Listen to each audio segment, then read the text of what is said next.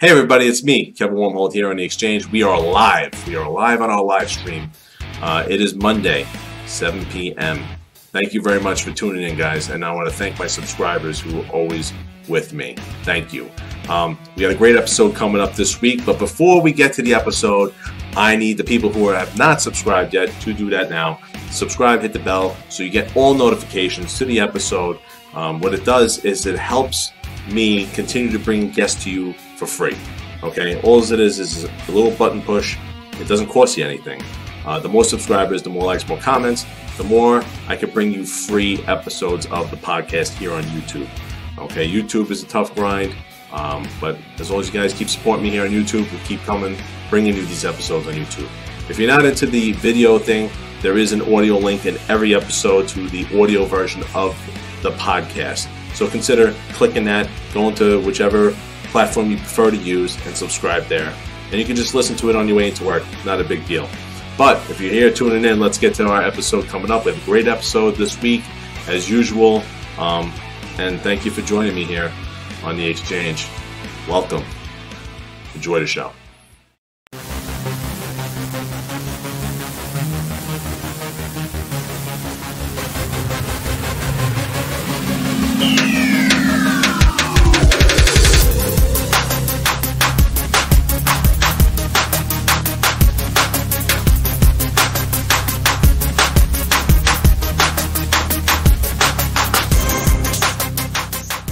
We're live today. I am live with Ken Armstrong. He is seeking the Libertarian Party nomination for President of the United States. Ken has been traveling the country. Thank you, Ken, for joining me. You're in Georgia right now, right? We're in Georgia. We're actually we're in a broken down car right now on our way to Florida. But that's one of the adventures of being on the road. Yeah, and you've made this. You've been to 40 states, I think, is last I checked, right? You've done events, and you're trying to reach every single state. That's a lot. How are you getting to Hawaii? Yeah, we're all of the contiguous states, although my wife is from Hawaii, so we've got family over there. We'll go visit. Okay, good. So you're seeking the nomination from the Libertarian Party to run for President of the United States. You grew up in California, and then you enlisted in a life of service. How did you go? What made you think, I want to serve my nation? I think you served in all 5 branches, to my understanding. What made you feel that you needed to serve, that you wanted to serve? That's been a thing that's been inside me my whole life. I actually worked up on the Alaskan Pipeline shortly after high school. And then after coming back from the pipeline, I talked to a friend, and he suggested that I look at the Coast Guard. And so I actually wore a Coast Guard uniform for my whole career, but I served in all 5 military branches while I was serving in the Coast Guard. Alaska, that is some tough terrain up there. And if you're working on the pipeline, that's some brutal temperatures up there. What was that like? Rough. Yeah, I was up in the Arctic, 300 miles into the Arctic. So wow. Yeah, it was cold. So I guess you got you ready for a life in politics. You got that tough skin, tough mentality. In your service, how many years did you spend in the service? About 17 years. I got caught in a reduction in force when I was at about 17 years of service. Wow. And serving in the Coast Guard, my understanding is that you did some time with NATO. I did. I commanded a NATO base in Italy, and then I went back over a few years later as a NATO and United Nations advisor. Yeah.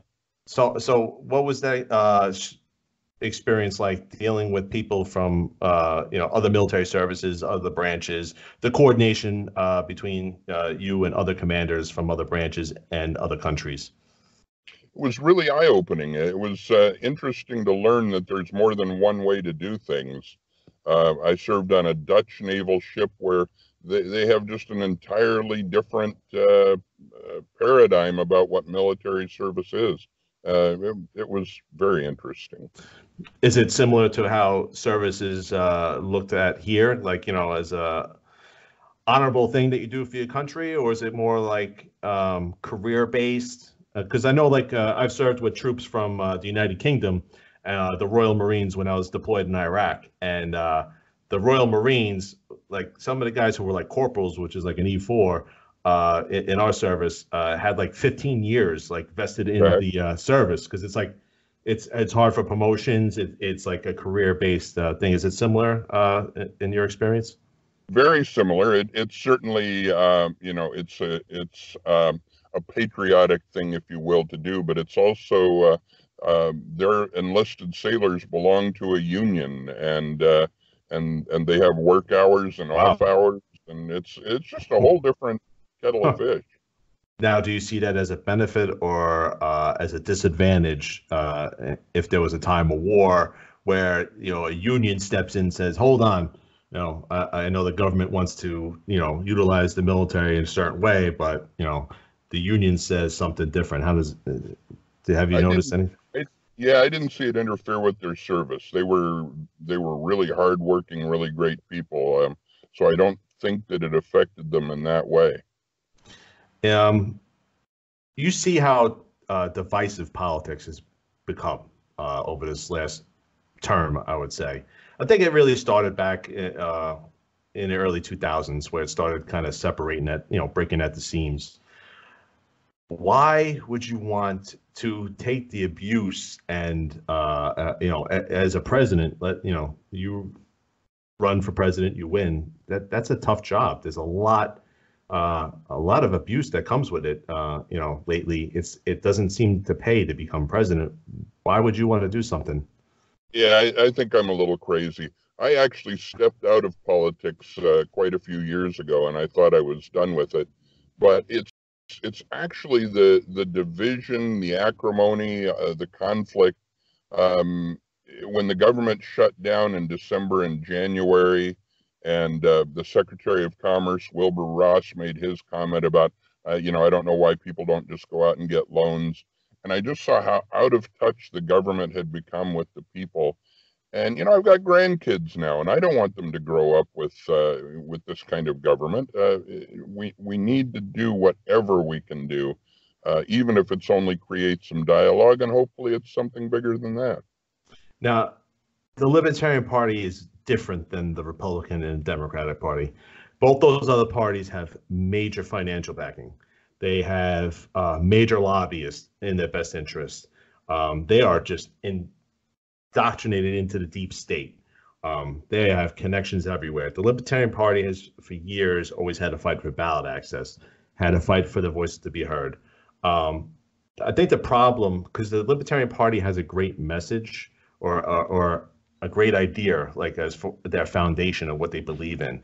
The problem is delivering that message to the people to realize that there is another option, that you don't have to become reliant on government, that less government is actually beneficial. And why do you think that people are so drawn away from the whole idea of a libertarian being president?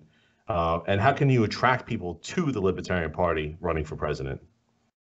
Well, first of all, I got to say I'm grateful for what you're doing, because a big part of the problem is that the media is heavily invested in what we call in the libertarian circles the duopoly, the two parties that are running things. The media is heavily invested in that, and they want to see, that's the goose that's laying the golden eggs for them, and the conflict is great for their ratings and all of that. So the media really doesn't want to see somebody step in and clean up the mess. That wouldn't be in their best interest. And so we get really frozen out, and that's one of the big places that we see it. And then, in fundraising and other things, since the 70s, the government has been passing federal election laws that have made it nearly impossible for a third party to gain any kind of traction. They've deliberately put in all kinds of speed bumps to make it really hard for us to get in there. And I'm glad you brought up that point, because my next point is, here in New York, I live on Long Island. I know you're familiar with Larry Sharp. You had you met up with him when you were here in New York. Dinner with Larry, yeah. Yes, and something that's happened recently, the legislator up in the state assembly and in the state senate are looking to pass a bill to increase the threshold to become a major third party. It was 50,000 votes necessary to become a legitimate party in New York, which is a fusion state, which allows for fusion voting, which they're now trying to do away with to just eradicate any third party. Now they're looking to take that 50,000 threshold and make it 250,000 for the next statewide election, which I'm sure Larry will run again. Now they're just increasing the ceiling because they see that there was success, and that's exactly right. And the problem is, again, because the media is so heavily invested in this game, 60% of Americans under 50 years old get their news from Jimmy Fallon and Stephen Colbert. Right. And they're great guys. I actually enjoy watching the guys, to tell you the truth. But there's not even a mention that there's an alternative. And when you go to the mainstream media, to the mainstream news, I actually had a reporter. I asked her why she wasn't covering something I said, and she said, because you're not relevant. And I said, and you're going to make sure I stay that way, aren't you? Right. And we have to always also be reminded that the big media channels, CBS, ABC, NBC, they all are sponsored by big corporate donations. Big corporate donations, they pay for ads to be run on their television station. Those same corporations donate heavily to both Democrats and Republicans. They may favor a little bit more on the Democratic side because they lean a little bit more liberal. But in action, they donate to both. Big major corporations, depending on, like Big Oil donates more to the Republican Party. Green Energy donates more to, and it's not about policy. It's about just ensuring that the people stay in power to allow them to, grow their business. And it's all connected, and we always forget that. How does a libertarian break that? It's not easy. We're pushing a huge rock up a very steep hill, and we've got to be willing to do hard work. One of the things you mentioned, we as libertarians, we need to get in touch with what our brand is. We don't all agree necessarily on exactly what the end goal looks like, and that's perfectly fine with me.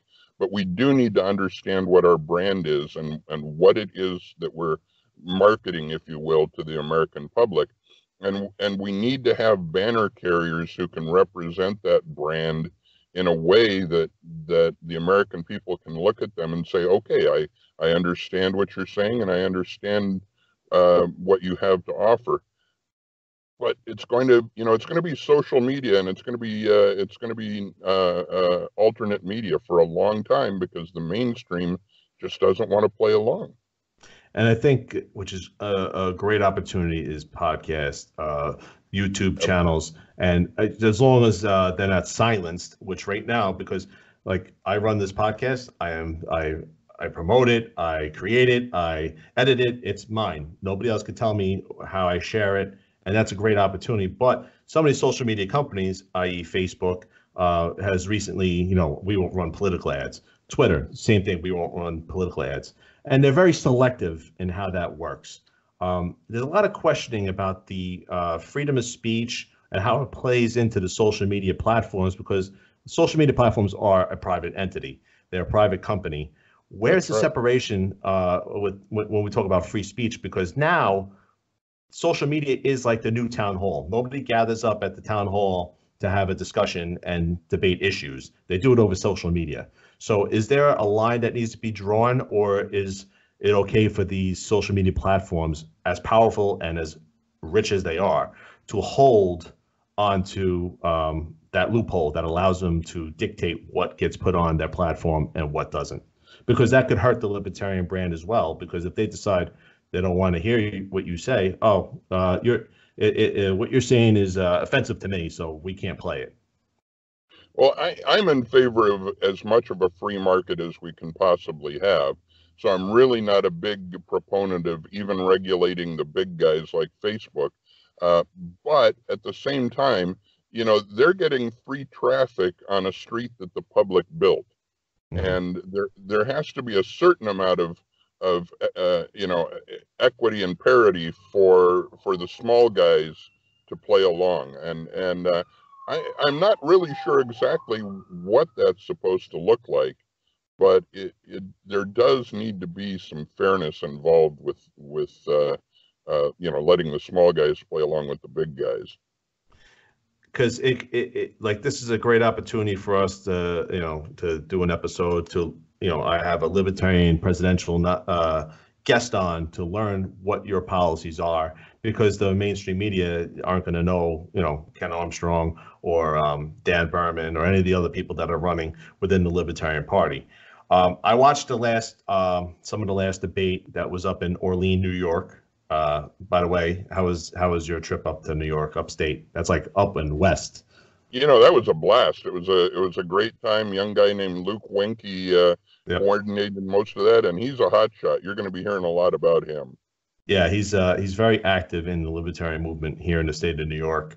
How did the debate go, do you think? I mean, we missed Kim Ruff didn't show up to that one, but she was at South Carolina with you. She's another major potential candidate. Adam Kokesh was at the other one, wasn't at this one. There's so much difference in the candidates that are running. I mean, it's almost hard for somebody who's outside looking in to say, oh, okay, I can support the Libertarian Party when, and I'm not bad-mouthing anybody or trashing anybody, but when you have a candidate who wears a boot on his head telling you he's running for president, it's kind of hard for somebody who's looking in to take somebody like yourself, who I believe is, in my opinion, is a little bit more serious in running for president and actually making an impact presidential and getting the nomination. How do we get away from that? I mean, is it fair to have an open, everybody come up and be involved, or should there be some sort of, I guess, a certain amount of fundraising, a certain amount of delegate polling or something that allows people to get on stage? That's a really tough one. Being a libertarian, I've seen way too much regulation, way too much silencing of voices. And I think I would rather just be able to look at the American people and say straight-faced, yeah, you're going to see some strange things happen on the stage with us, but that's because we are serious about what we say, that we allow diverse voices to come to the stage. Yeah, it's definitely a diverse group that was on stage this last debate. Colorful, yes. Yes. The Libertarian Party experience, like I've been critical at times because I just helped some local candidates here on Long Island run an election. There was a candidate by the name of Jake Gutowitz who ran for county legislator. John Gunther, he's another county legislator that ran Diane Madden, ran for town Hempstead supervisor. As a libertarian, these are straight line libertarians, no fusion on any other line but libertarian. There was zero support as far as, because if you look at a Republican, some of our fusion candidates that we did have that were running on both us and another line, they got a ton of money and support from their state affiliated party, the national party. They were basically like handing them free yard signs. I mean, it was just like unbelievable. These guys had to raise all the money themselves and fight for airtime. I know Jake, I actually made a promotional video for his campaign, and he had to pay for it to be run on, the local news network. He had to pay, all by himself with no support from a major party, from the national party. Where could we, because I believe that a big part of the foundation needs to be local candidates getting elected. Where does the national party, their flaws, can they be fixed? Can we get the national party to support some of the down ballot candidates? Would you support some of the down ballot candidates being a national candidate? That's part of the reason I'm running and part of what I'm doing. And I actually call them the up ballot candidates because I believe the highest level of government is local government. So I kind of flip things over on its head. But, I kind of tell a little anecdote here. Joe Biden, who has been strongly anti-super PAC money and all of that for so long, he announced, I don't know, a week or two ago, that he's going to need to get some super PAC money because he just can't afford to charter his private planes without a little bit of help. And I don't know if I'm on camera here right now. I'm sitting in a hot car in Georgia right now. This is not a luxury tour we're on. We stay in budget hotels. We cut corners everywhere we can, and it's just going to have to be that way until we get the success that breeds success. You know, we're going to have to do the hard work on a shoestring, and that's just the way it's going to have to be. And if you're an American listening or watching, and you think about this, you guys are doing it because you want to affect change. These people are doing it. I mean, these people, Republicans and Democrats, it's become a career thing. Politicians have, House of Representatives, there's no term limits. It's become a career. Chuck Schumer's been in the Senate for 30 years. Mitch McConnell, 30 years. I mean, it's a career. Government is supposed to be a service to the people. Okay. You win the presidency, you win the nomination. How do you get the message out that you are there to serve, and that government in general should be there to serve and restore power back to localization? Because local government could fix problems better. Like, I live in Long Island. My local government here should be able to fix my problem better than somebody in DC or up in Albany. How do you restore that? That's exactly right. And we have to set the example from the top. In the executive branch, the president needs to be willing to give up power. I haven't seen a president in my lifetime willing to give up power. Even Eisenhower, who warned us about the military-industrial complex, still took more power than he had when he entered office. So we need a president who is willing to say, for example, the War Powers Act. Nope, we're not going to use the power that's given to us there. Or the Patriot Act. No, we're not going to do warrantless searches and throw people in prison without right of appeal. And we're not going to do the things that we conduct. We're just simply not going to do that. And 1,000 much smaller regulations and laws that allow the president and the executive branch to really get away with murder. We just have to stop doing it and set the example. Some major issues that I want to tackle with you and get your feedback on. The national debt of the country is at $23 trillion. Okay, that is an insane amount of money. That is long-term, unsustainable. There is no way possible in my lifetime that we will ever pay that off. There is no plan to reduce it. The debt ceiling has been lifted to where there is no debt ceiling for the next 2 years in Congress. They've allocated an additional couple $100 billion for the military industrial complex.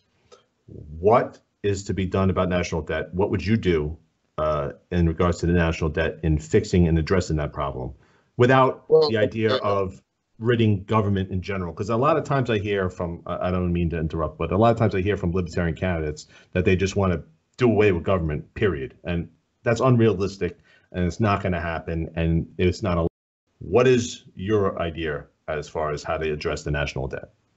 And you're right. And we also have to be careful that we don't harm people in the process of what we're doing, because, yes, the systems that have been set up are ridiculous, but they are there and people are depending on them. And so whatever we do, we have to do systematically and incrementally. But, I do believe that from day one, the new president, President Armstrong, can say, I'm going to veto anything that isn't paid for in the budget, and stick to that and make Congress do the hard work of prioritizing exactly what it is that we're spending money on. Do we really need to spend $973 billion a year on military adventures? I think we can have a great defense system for a small fraction of that. But you're right. We're adding $3 billion per day to the national debt. That means we could make 3,000 millionaires every day with what we're adding to the national debt. It's amazing. And when we talk about the military spending, it's around $900 billion. That's a lot of money. And a lot of that cost is to keep up with, we have military bases overseas. Listen, I went to Japan when I was served in the Marine Corps. I did a little stint there in Japan. I had a great time in Japan. Do we really need to be there at this point? The Japanese are our ally. They could defend themselves. They have their own defense force. They have their own great service members. They have F-18 fighter jets. They don't really need us in their backyard. The war is over. You know, the amount of money that's spent just to maintain that force there is insane. You know, I believe that whole region, the troops could be brought back to as far as Hawaii, and you're within striking distance to defend yourself if necessary, without having to spend all that money overseas. Absolutely, and technology has changed a lot of that stuff since we built those bases. Yes, so reducing you don't have to make cuts. I would say to the military itself, it's all about just bringing people home and saving money instead of, you know, you have 3 expeditionary forces floating around right now, the entire world, you know, and all these, we're building more bases in Africa. I just read an article that said that we're actually growing our special operation forces and building bases in the African continent. What the heck's going on there that we don't know about? You don't hear anything. You know, so we're continuously putting our feet in other places. That's one issue that I think could reduce the national debt without having to lay people off. And yes, people are dependent on government. A lot of times I hear people say, do away with the TSA. Yes, the TSA does not need to be run by the federal government. You could put in the policy and plans that they have for security purposes and have a private company or the state itself run their own airports security. That's another reduction. You know, you don't have to lay people off. And that's the thing. People get so scared that if a libertarian gets elected, they're just going to get rid of government jobs and everybody's going to get laid off. So I think it's important that we do not hurt the people that are dependent on government. It's not their fault they're dependent. They took a government job because it was available, you know. Social Security goes broke in 2034. Ken Armstrong, what do you do to address Social Security? Social Security has been broke for a long time, and it's a scam. It's a Ponzi scheme that the government has been running. Mm-hmm. You know, Sweden discovered that their Social Security system was broken, and what they did was privatized it. It's an investment-driven plan. The returns they're not stable, and that's bad news for them. But sometimes they have very good years and sometimes they have leaner years, but it's a private investment-driven plan. And you know, I hear a whole lot of Democrats pointing to Sweden for answers, but they very rarely point out that Sweden privatized their Social Security. Right. And I've done the research on this issue, and the amount of money that you pay into Social Security, if you were to put that money into a private account over between the time that you're of working age, which I've accounted for at 22 after college or training school or whatever, or military, because in the military you don't make that much money. But as far as investing up until the time of retirement, you could be a millionaire. You'll have millions in the bank. You're only getting paid out from Social Security. I think the max payout per month for a family of 4 is like $2,800 or something. It's not that much money, especially if you live in a state like New York. That you can't. You might as well be on welfare making that money, because New York is so expensive here on Long Island. The median to be considered middle class, you make $96,000 a year in my county. Middle class, $96,000. That in Georgia, where you are, is living large in a big house. You know, like it's a huge difference. Absolutely. Yeah, there are places in the country, and not only that, there are a lot of Americans living abroad, places like Mexico, on Social Security. And I know we hear a lot of bad rap about Mexico, but I've spent a lot of time down there, and there are places where you can live well and very peacefully, and on a fraction of what it costs to live in the United States. So people are being forced to look for other alternatives. Now, would you be looking to get rid of it, reduce it, have an opt-in option? Because you know, I've talked to some people before about an opt-in, like you know, because there are people grandfathered in that are now dependent on it, and they're not going anywhere. You know what I'm saying? Like, they know they're now 65, 67, dependent on Social Security. If you wipe out the program, how do they get their money? Would it be more of a slow opt-in option where now people getting into the workforce have the option to go federal or private investments.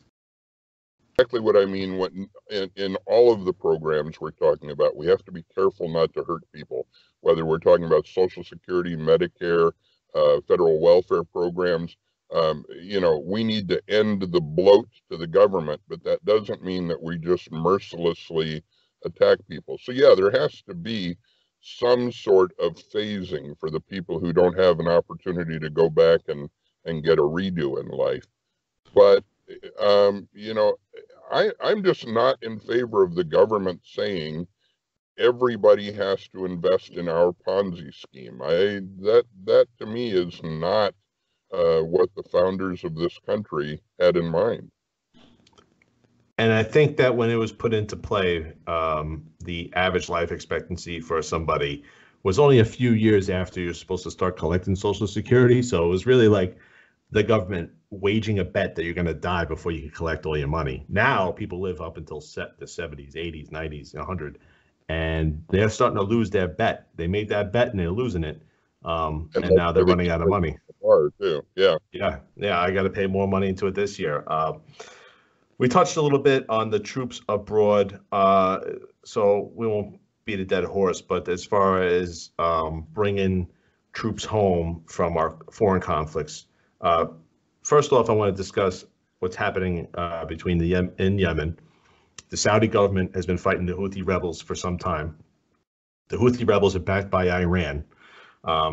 The Saudi government is supplied with arms by us, the United States. It's a proxy war between us and Iran, in my opinion. I don't know if you agree. Yes. How do we address that issue as, you know, because the Republicans and the Democrats are going to say, well, you don't care about security and safety. You just want to bring, you know, because that's always a pitch. They always use fear to, you know, get people behind their, advantage. But we're sending our troops, the special operators over there, and we're, you know, sending arms that are just annihilating people in Yemen. How do we end that conflict? First of all, we haven't made ourselves safer and more secure. We've made the world more volatile and more dangerous.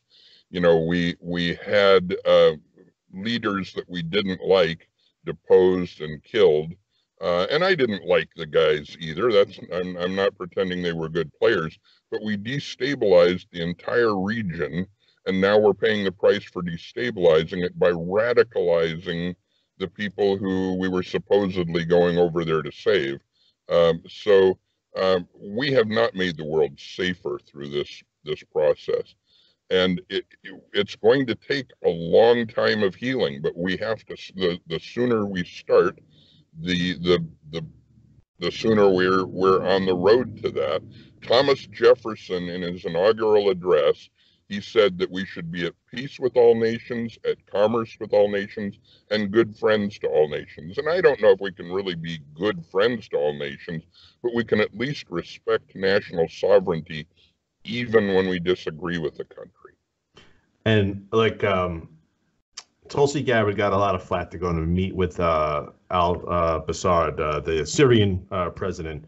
But that means that our answer should be we should just kill and annihilate everybody. I mean, why is it that we are not allowed? Like, we could disagree with their leader.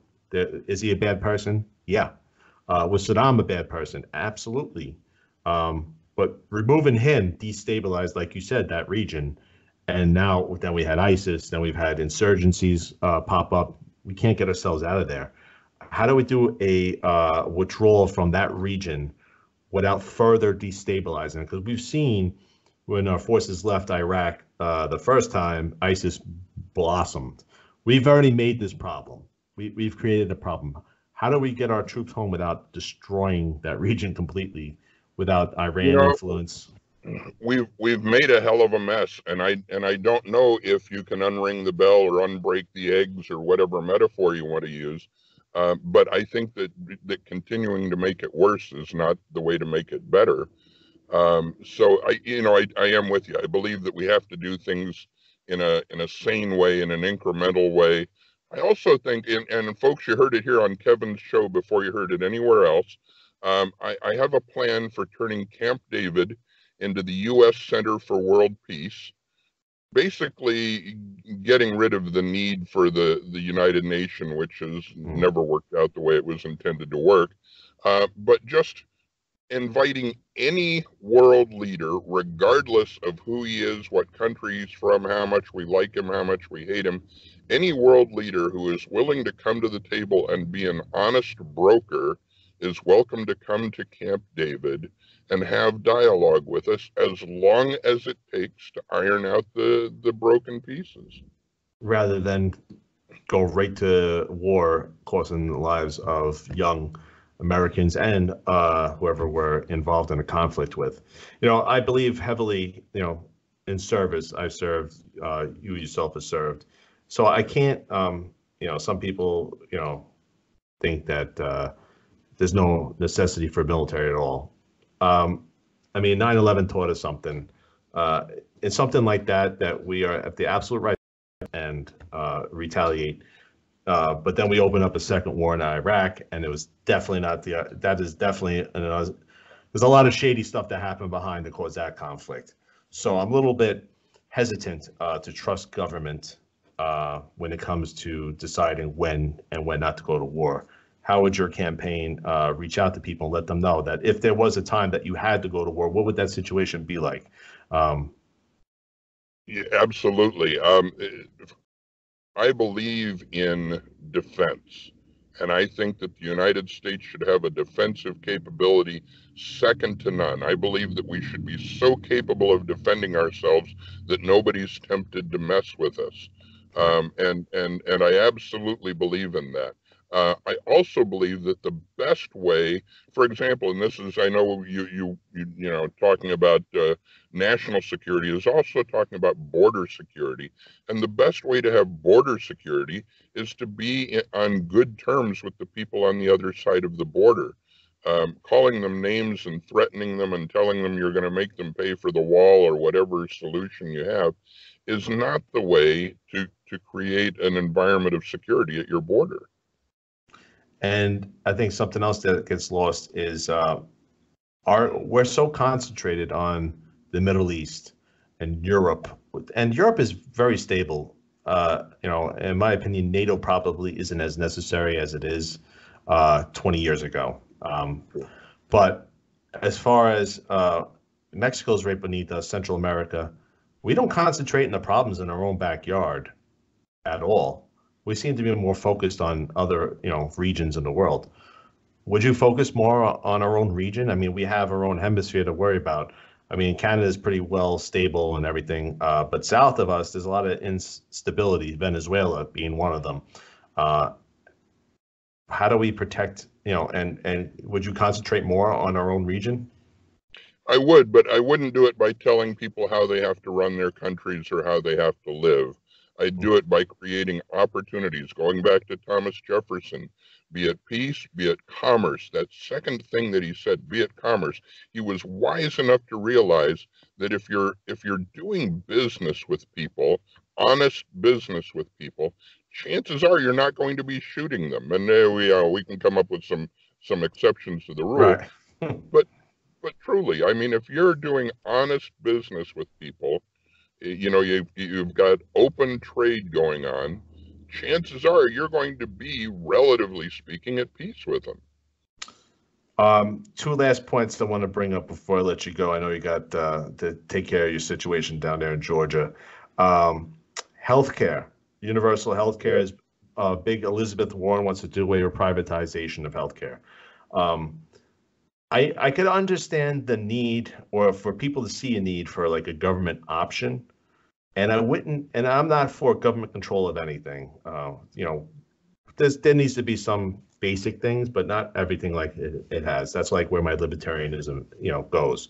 But if I had an option for a private or a government option, let's say I have a choice, I could be okay with that.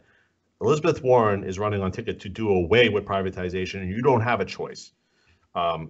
People are so afraid because what they don't realize is the reason why healthcare is so expensive is because of all the red tape, regulation, and everything that government does to make the whole experience more expensive. And they're going to the government to fix the problem? How do you throw the pitch that government is the problem with healthcare, and this is how you handle the healthcare situation? What is the Ken Armstrong pitch with healthcare? Well, so first of all, I mean, Senator Warren must believe that you have sex for chastity or whatever, because to dig a deeper government hole to get us out of economic trouble has never ever worked. And I'm not just being glib. Her plan has a $52 trillion price tag on it, but that's not even counting the fact that it's going to drive up the cost of care, which will mean probably $100 trillion price tag.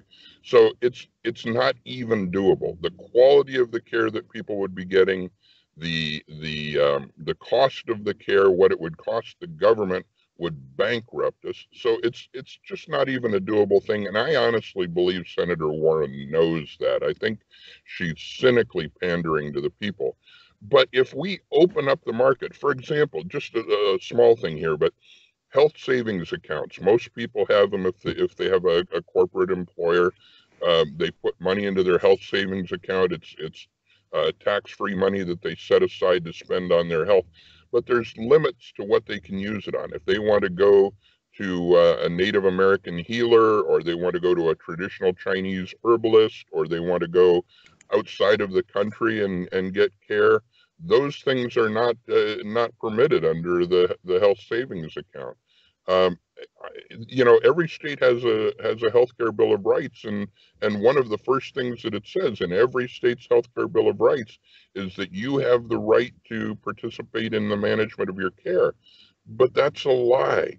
If you go into your doctor tells you that you have cancer, and you say, okay, doctor, I really don't want chemotherapy. I'm going to go the herbal route and dietary route. The doctor's going to say, fine, but as of now, your insurance isn't covering any more care for your cancer because you're not going along with them. We need to open up opportunities for people to make their own decisions about healthcare, help them to make educated decisions so that, that it's not just every snake oil salesman in the world, but people have the right to make educated decisions. And some of these other models, like traditional Chinese medicine, has been around thousands of years, and there are actually things there that work. And I think that you got a good idea with the health savings account. I've heard that before. There's a lot of regulation on that savings account. But people are afraid.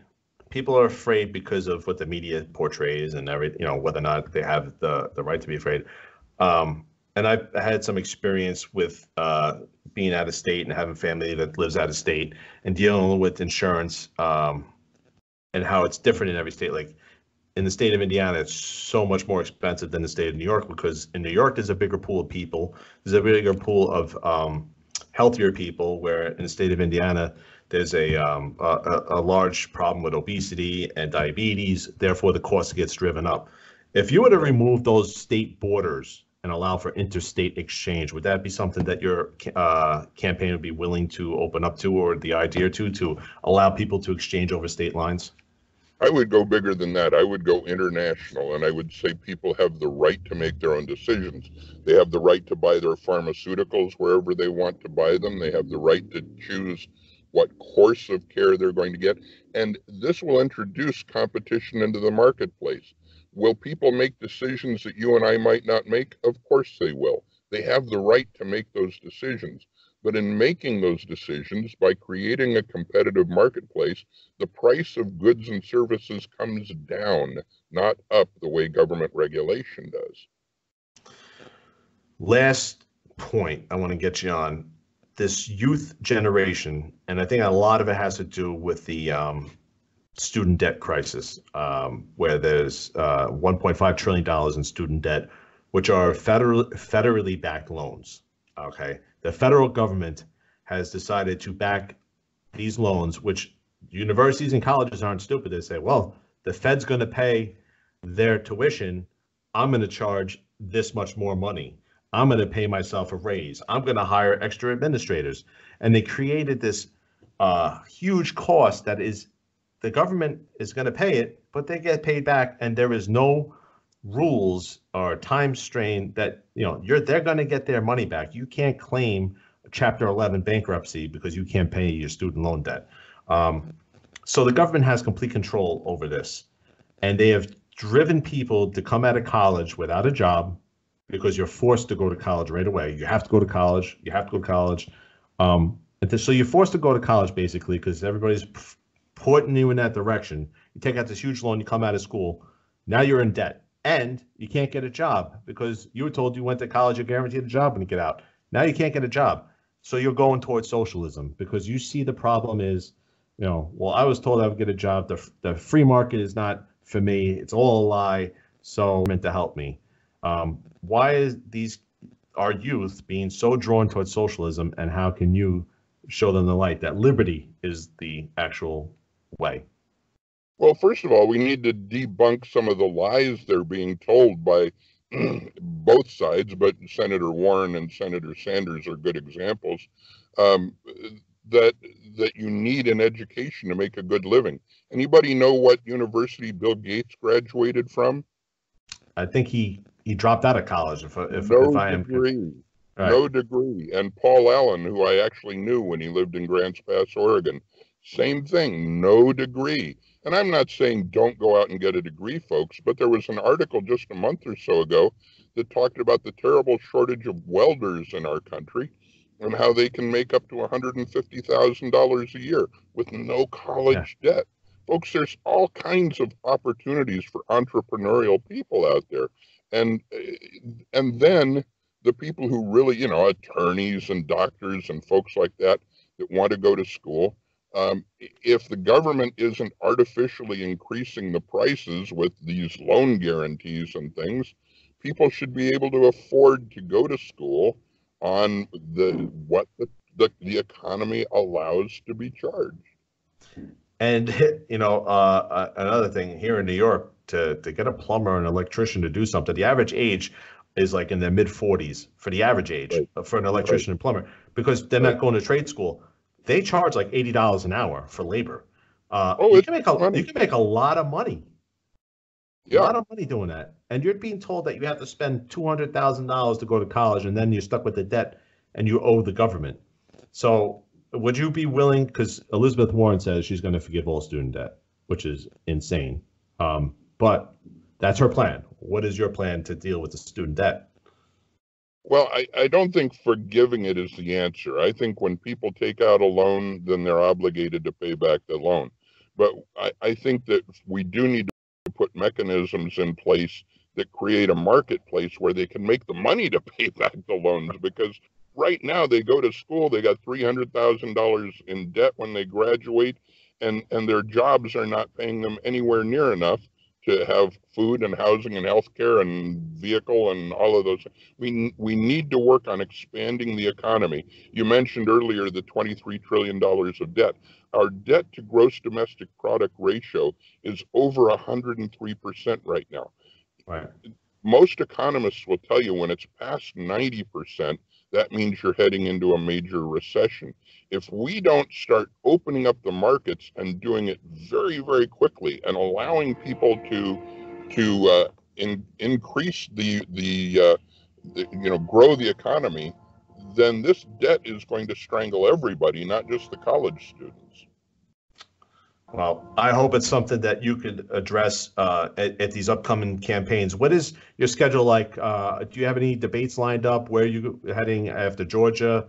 What is your plan for the next month? Well, we're heading down to Florida for some meetings, and then we're going to head out toward the West Coast, going to meet some people in Texas and other places. And then after the new year, then we start with a whole new round of debates in Tucson and some other places. So I'm looking forward to seeing more of you. I like a lot what I've seen so far. And, there are a couple people that I do like that are running on the Libertarian ticket. My only fear is that National Party is going to throw a last-minute curveball and try to recruit, once again, an outsider like they did last time, which, you know what, Gary Johnson wasn't such a terrible candidate, but that was a last-minute grab once again to bring him in. what do you think about the chances are that the National is going to do one of these last minute, like actively recruit Tulsi Gabbard or somebody else that fits somewhat of the libertarian idea, but not completely like they've done before? Well, Tulsi has said repeatedly she's not going to do it, and you know, I may disagree with her on a lot of things, but I think she's a person of her word. I don't think she's coming in. But there are a couple of other people, and I won't mention their names because I don't want to promote them. Right. But if you just look at their legislative records, these people are not libertarians. They have never supported libertarian causes. They're just simply coming for a cheap opportunity to get on the ballot, and we've got to stop being home to that kind of thing. And I think what drew me to this party specifically was the fact that you have an opportunity to be just a regular Joe, somebody, because service wasn't meant to be lawyers. Like it wasn't written into the Constitution that you must be a lawyer to become a representative. The representative is supposed to be like congressional. You're supposed to represent your people in your district. You're supposed to be their representative, their voice. It doesn't say anything about how too much politicians are. They look for, you got to be a lawyer. You got to, you got to have experience 20 years working in government before you could run for president.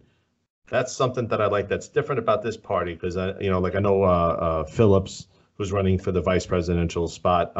He's a small business owner. That's what we need more of, more regular people who are affected by the policies that are in place to run and make change. Exactly right. And John Phillips is an extremely bright guy too. I really, I believe that that we make each other better in the party, and people like John are definitely part of that. Yes, and so I do wish you luck. I hope that your campaign is successful. I'd like to see more of you before I, give 100% endorsement. But so far, I like what I hear. I'm looking forward. Can you please tell everybody where they could follow, and especially a big thing, donations to your campaign. You're doing this trip super old school, real grit, driving across the country, not flying on a private jet. You're doing like I said, I'm sweating here in this car right now. Listen, this is very real. How can people donate to what you're doing and get behind your cause? Please do. My website is armstrong2020.com. Everything that you need to link to us is on that website, and you can donate to us. And like I said, I'm not flying around in a private jet like Joe Biden. This is what we do, and we do it every day. 6 months on the road without sleeping in my own bed. Yeah, it's a tough road, but if you're outside looking in, this is what you want from somebody who's seeking your vote, somebody who's trying to earn it, and you were definitely trying to earn the delegate votes for the convention, and I will definitely be at the convention, and I will definitely see you there. And I'm hoping to be a delegate. I'm working on that with the state party here. So I hope to see you again, and I wish you luck. And I recommend that people do go donate. If you are listening to this on the audio version, iTunes, Spotify, Stitcher, Radio, iHeartRadio, please hit the subscribe button. And if you're watching this on the YouTube channel, please subscribe so you don't miss another episode. We have a lot of great guests that come on, and I just want you to keep on listening. So, ladies and gentlemen, we had Ken Armstrong. He is seeking the 2020 Libertarian nomination for president. Thank you very much, Ken, for coming on. It was a blast. Thank you, sir. Thank you. Okay.